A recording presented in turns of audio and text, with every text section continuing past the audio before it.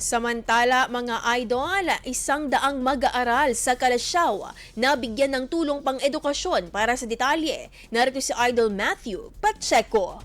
104.7 IFM Report!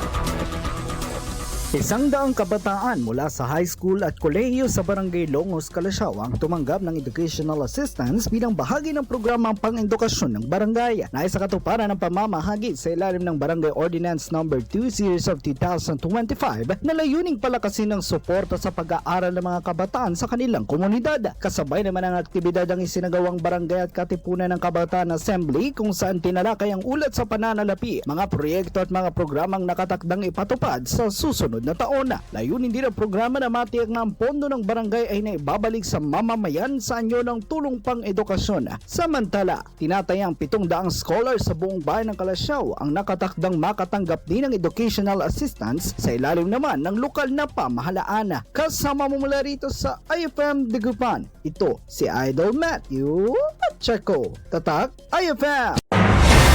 IFM News! IFM News! IFM News!